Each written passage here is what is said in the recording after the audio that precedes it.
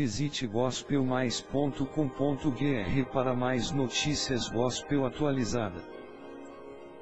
Tendo encerrado o 8º capítulo de Romanos, reafirmando a firmeza e a segurança eterna da salvação que os crentes autênticos têm em Jesus, fundamentadas nos dons da justificação e da regeneração, que são irrevogáveis porque estão baseados na chamada, ou seja, na vocação eletiva de Deus, cuja natureza também é irrevogável, o apóstolo Paulo lamenta a condição da nação de Israel, por seu endurecimento à recepção do Evangelho, sabendo que isto duraria conforme profetizado pelo profeta Isaías, até a segunda vinda do Senhor.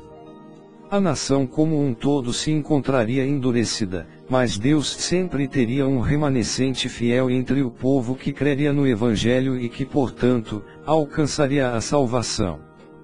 O desejo de Paulo em relação a eles era o de que toda a descendência natural de Abraão, chamada através de Isaque e Jacó, fosse salva, mas ele estava bem instruído pelo Senhor que aos seus olhos, nem todo israelita natural é um verdadeiro israelita espiritual, por não possuir a mesma fé salvadora que havia justificado Abraão. A maioria das pessoas aspira a ir para o céu depois da morte, mas não para o céu que exige uma vida santificada aqui na terra. Assim, quem desejar entrar no reino de Deus com este tipo de desejo, certamente não será achado lá, conforme testificam as Escrituras. É evidente que temos que buscar, desejar a salvação, mas ela não nos virá pelo nosso mero querer. 16. Que diferentemente de nós é onisciente, onipotente e onipresente.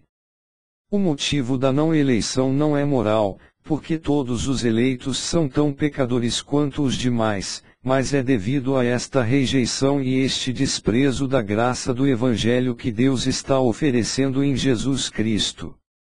Em suma, os eleitos são os que virão a amar a Deus, a viver para Deus, e desejarem mais do que tudo fazer a sua santa vontade, não pela existência prévia de algum bem neles, mas tão somente por terem atendido ao chamado de Deus para a conversão.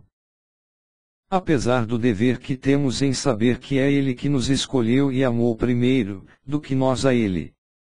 Veja o caso dos judeus dos dias do apóstolo. Paulo os amava por ser também judeu, a ponto de desejar ser considerado, ele próprio maldito de Deus, por amor a eles, e caso com isto fosse possível trazer a salvação a todos.